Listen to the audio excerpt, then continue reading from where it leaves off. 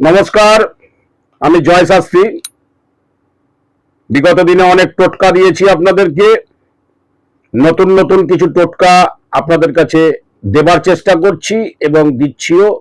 তাতে আপনারা উপকৃত হচ্ছেন। তার জন্য আমার কাছে বহু লোকের বা বহু দর্শকবৃন্দ যারা আমার এই অনুষ্ঠানগুলো দেখেন এবং তারা আমাকে ফোন করে জানাচ্ছেন আপনারা উপকৃত হচ্ছেন।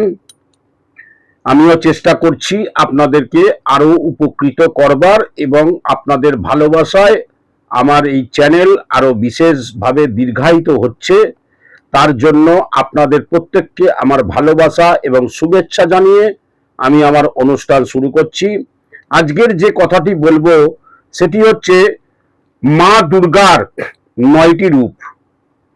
এই 9টি রূপের মাধ্যমে উনি আমাদের 9টি গ্রহকে দেখছেন বা 9টি গ্রহকে প্রতিনিধিত্ব করছেন। প্রথম কথা বলবো দেবী শৈলপুত্রী। উনি আমাদের রবি তথা সূর্যদেবকে উনি প্রতিনিধিত্ব করছেন। দেবী ব্রহ্মচারিণী, উনি আমাদের শনি গ্রহকে প্রতিনিধিত্ব করছেন। দেবী চন্দ্রঘণ্টা, উনি আমাদের চন্দ্র গ্রহকে প্রতিনিধিত্ব করছেন। দেবী কুষ্মান্ডা, উনি আমাদের বৃহস্পতি গ্রহকে প্রতিনিধিত্ব করছেন। দেবী স্কন্ধ মাতা, উনি আমাদের মঙ্গল গ্রহকে প্রতিনিধিত্ব করছেন। দেবী কাত্যায়নী, উনি আমাদের শুক্র গ্রহকে প্রতিনিধিত্ব করছেন। দেবী কালো রাত্রি, উনি আমাদের রাহু গ্রহকে প্রতিনিধিত্ব করছেন।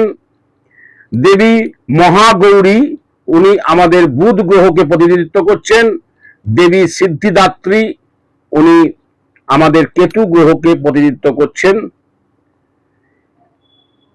আপনারা আপনাদের যে গ্রহ খারাপ বা আপনাদের যে গ্রহ আপনাদেরকে সাথ দিচ্ছে না, আপনারা বুঝতে পারছেন।